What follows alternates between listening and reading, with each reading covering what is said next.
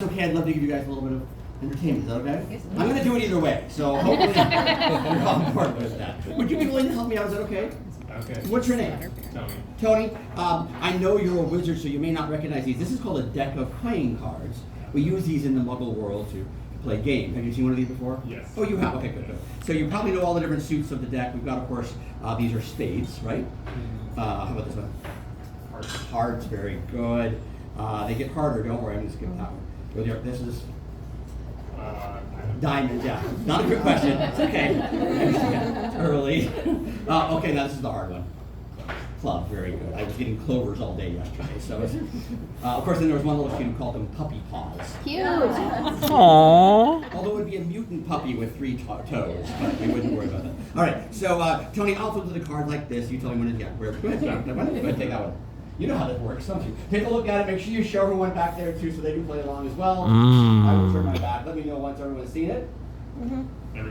Okay, good, perfect, excellent. So, Tony, in the Muggle world, there's this game called. Yeah, make sure you look at it too. That's always key. There's a game called poker. Have you ever played poker before? Yeah. So, in poker, there's a strategy where you don't want your opponent to know what card you have. And we call that a poker face. Have you heard that term? Yeah. Before? Probably from the Lady Gaga song. Yeah, that's Yeah. Yes. So I'm going to ask you some questions about The Lady Gaga. and I want you to do your best to not react. I don't know if you don't answer the question either, but try not to give me any kind of reaction. Straight face, a poker face on it. But do me one favor if you could. Yeah. If you could just keep your card in the front of your mind, like think of your card. One strategy people do is they try to think of something else and they'll think of baseball or something. Then I'm here all afternoon and it's not as fun. So, all right, okay. Within the deck, we have 2 different colors. We've got red cards and we have black cards. Okay, one more time. Red or black.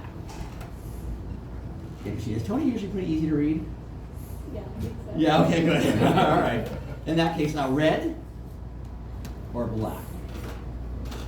Interesting. So I don't know if you guys noticed, he started to do a little bit of nervous rocking when I was saying black. It changed. I don't know if you saw Velvet Pacing. Changed drastically from red to black. I'm going to go with a black card. I think you have a black card. Okay. Within the black, we've got clubs and we've got spades. Interesting. One more time. Clubs or spades.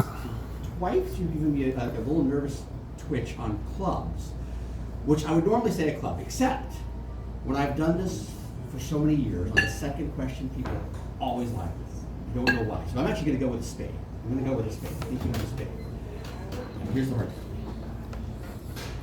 Ace, 2, 3, 4, 5, 6, 7, 8, 9, 10, Jack, Queen, King. Did you see his hands? He started to get a little more fidgety as I got farther along. In case to me guilt. So I'm going to say you probably have a bigger card. Probably like 8, 9, 10, Jack, Queen, King. I think I know what your card is. I think you're right around either a 9, 10, or it is. It's a 10. You have a 10 of spades. Let's see your card when you have. It is. It's a 10 of spades. Good job, Tony. Very good. You're an honest person. There's nothing wrong with that. Just don't go to Vegas. Actually, I have to be honest with you. I had a 1 in 52 chance. I could have really just guessed on that one. But I want to make it a little bit harder. I'm going to try something down here a little bit more difficult. Have any of you actually read the Harry Potter series? A couple of you? Okay, good. No. I'm waiting for the TV show. It'll be coming out soon. Would you be willing to help me out? Is that okay? That's sure. What's your name? Chris. Chris, have you read the series? Have you read some of the books? A few of them. I have a couple of them here. I have Order of the Phoenix. This is Chamber of Secrets, Sorcerer's Stone, and Goblet of Fire. Which would you like to choose of these 4? Or if you have your own, we could use that too. We'll do Order of the Phoenix. Order of the Phoenix. Yeah, pick the small one, by the way. Thanks. Of course, you see it says. I wouldn't want to make it too easy. I know, exactly. It's a library book, slightly overdue, probably about 3 or 4 years overdue, I think. But it's Chris, right? Mm-hmm. So Chris, but you are their eyes of confirmation. I'm going to flip through here, make sure you see every page or most of the page. You see it is the actual book. Here, I should probably go that direction so you can see the actual chapters. But it's what we call a book. Right, but it is in fact the actual book itself. Are you writing this down? Centaur and the Sneak. I don't really remember this one anymore. It's been so long. But we've got a total of 870 pages. A small one, and plus I think there's a few other pages after that. But every page has different words on it. It's in fact different chapters and different. It's the book, right? I just want to. People told me that I use fake books, but I don't. But I'll flip to the book like this. You tell me which page to stop on, and we'll play with that page. Stop. Oh, right there. Perfect. Can you see the very first word on the page? Not the title of the chapter or anything like that. Yeah. The very first word. Do you recognize that word? Because obviously the title of the chapter is a lot easier for me to guess. But you know what that word is right there? Okay, perfect. Without letting anybody else see, I'm going to give you this. If you could write your word very large right across here, but don't let me see it, and don't let them see it either. I don't want to. I'll try to for you too. Get one of those muggle sharpies right there. I'm going to block my view just so I don't see your pen moving. Yeah, make sure they don't see it either, because I've been accused of cheating before. I don't know why. Let me know once you're finished, because I can't see you. Okay, show it to everybody. No, don't show it to anyone. Okay. You keep it to yourself. You got it? Okay, perfect. I will take the pen back here. All right. So, Chris, I want to try something with you. I want to try to make a connection. I want you to focus on your word, and I want you to try to send me your word. Okay? Go ahead and send me your word. Did you do it? Okay, I totally didn't get it. Let's try a little exercise instead. Can you imagine yourself in a classroom with a whiteboard and draw a big circle on the way? And then write your word, first letter, then second, third, and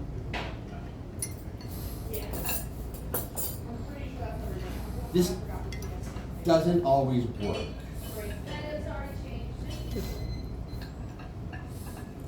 But when it does, it's kind of cool. But, so this is the word that I think I got from Chris. For the first time, show them the word that you were thinking. Did we get it? We did. Yeah. Woo! I think I might put that for you. Oh, I corrected your spelling. Yeah, there we go. That does seem like magic. Spelling, a magic greater than all we do here.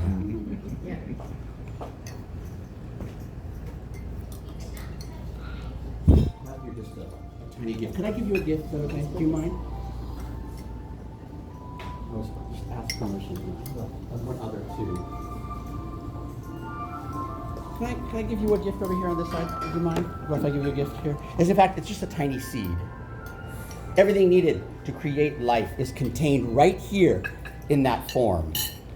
All we need to do is add maybe some water, and then some soil, perhaps some nutrients, and then of course sunlight, and then some time to let it grow. Actually, we really don't have everything right here at all. But I have an idea.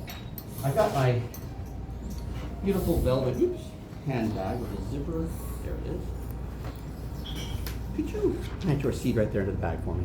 Oh, thank you. And same for you, if you could sow that seed right into the bag. Now, could I be so bold as to ask you to blow a kiss into the ether over the bag? Over the bag. Yes. Oh, you went right in the bag. I like it. Very direct. Try No, to I skip like the it. top. Excellent. Excellent. And same for you, a kiss into the ether over the bag. Ooh, I like a little flare at the end. Good. Now, your kisses are more powerful than magic itself, for we've created a rose for a rose, and a rose for a rose. Just with a kiss. We lost There you are. Thank you. And they're real roses, right? They are pretty.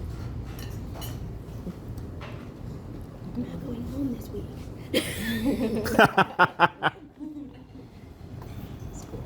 Since the earliest days of the ancient Egyptians, conjurers have illuminated the strange, the mysterious, and the unexplained for all to see.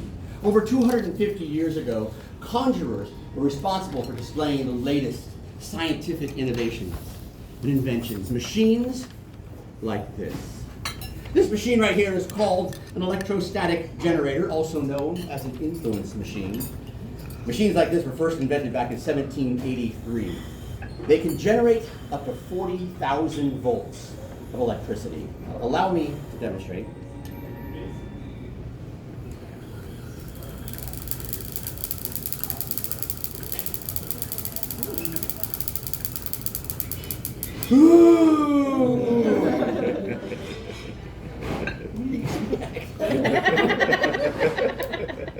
I'm really impressed with this 250 years ago, okay? If you're familiar with a modern taser, you generally know what this machine does. But in the wizard world, when you want to send a note or a letter, well, what do we have to use? What do we call upon? What kind of animal do we use? Owl. An owl, of course. We're not allowed to do that in the Muggle world. We get in trouble with Fish and Wildlife, and other officials don't like us using owls. But I have an idea, a way that we might be able to utilize this machine in order to send a secret note. But I need someone from our assembly to help me out sending a note. Who'd like to help me send a secret message? No one? You should do it. Hasn't done anything yet? I did it last I time. need anyone to help me. Anyone. You do it. I Would can you? do it. I can do it. Excellent, excellent. Right up this way. I'll have to come up here and actually help me do this. Okay. What's your name? Eric. Eric. Eric? Is that right? Eric with a C. All right, perfect. Eric. First thing we have to do, of course, is create a note. Okay. So I will hand you that. I love your shirt, by the way. That's awesome. I have the. Have you used your book in before? I have not. Okay. So all you have to do is dip in the ink in there, and I've got the ink right here. It's a little low, so dip in the corner, and then you just want to put your name on there. That's fine. And I'll hold it down to the 10 slide. Smart, make it nice and big. Excellent. Oh, you did that very well. Oh, one more. Okay. Thank you. Are you ready to make it perfection? I see. There you are. Excellent. All right, oh, you got this just so you don't spill the ink. And then you see there's a little bit of excess ink on there, so we're going to try to use the blotter. Hopefully we get that picked up a little bit. And smudging it later. Beautiful. And are we all done here? We're still in the works. I'm still working on it. Same makeup. I still smudge it. So perfect, yeah. Oh, you can lay this pen right back down. Okay, okay. Let me just show them the note we created. Right. For my party of 6, I have a magic elixir and an alcoholic butterbeer that was ordered. I have a butterbeer. Butterbeer. Excellent. Here is Eric's note, Uh-huh. just in case we happen to see this again. So, oh, Eric, don't go too far. Nice try. Because I neglected to tell you everything before you volunteered. Okay. You see, these machines, they are inherently dangerous. In fact, back in 1799, there was a magician by the name of Robertson who was killed while operating one of these machines. When they found his body, he had a hole in his hat and a hole in his shoe, and the electricity had gone right through. But luckily enough, his assistant was fine. The assistant went on to live a long and happy life. So I figured today, you'll operate the machine and I'll be the assistant. I should be absolutely fine. Okay, good.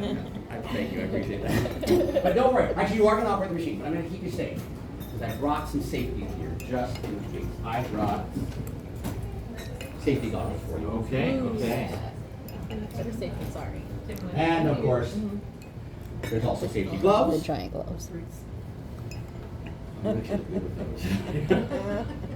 They're fitting. And those for you, and then also, of course, it would not be complete without a leather safety apron.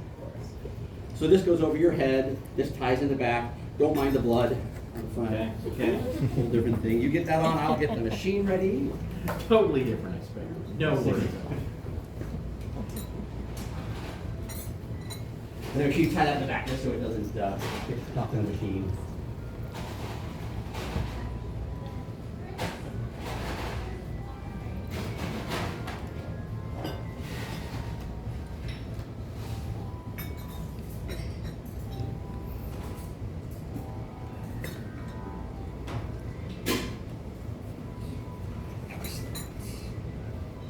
Once you are done, you can step right to the back of the machine. Place one hand firmly onto the wooden base, just to hold it down, because it tends to wobble around when you fix it. You go ahead and give it a spin. See if you get some electricity going.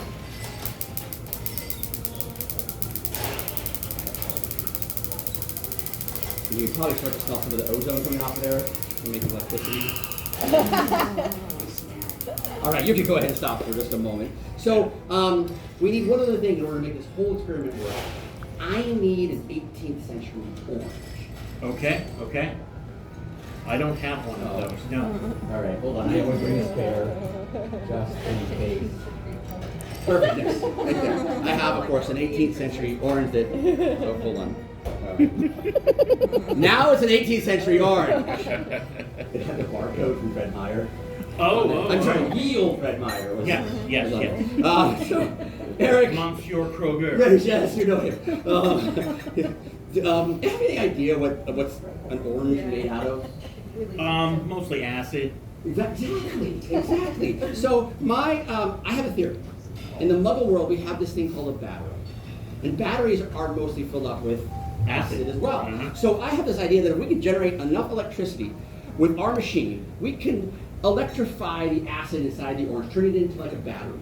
Cool. I know, and then I'm going to place the note into the influence of the machine. We'll send that into the ether. The electricity inside the orange will then collect your note. What do you think of that whole theory? I think it's gonna work. I love your enthusiasm. This is great. You want to try it? Yeah, give it a shot. let's go for it. Perfect. I will place the orange right there. You go ahead and start up the machine. Okay, okay.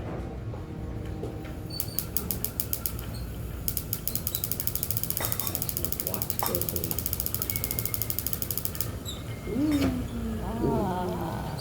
You can go ahead and stop. Big round of applause for Eric for surviving the machine. Okay, good. We're safe now. Thank goodness. Although you look really good in it. So. He does look good in it. Yeah. The hat really Accentuated accentuated it. Yeah, the whole thing. The whole thing. And it's helpful. It's like we magically made this happen. Yeah.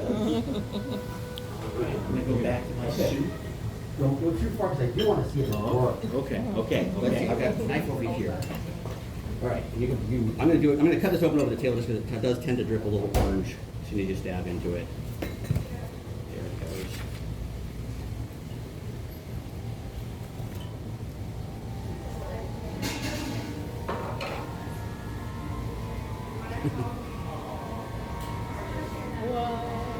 Whoa!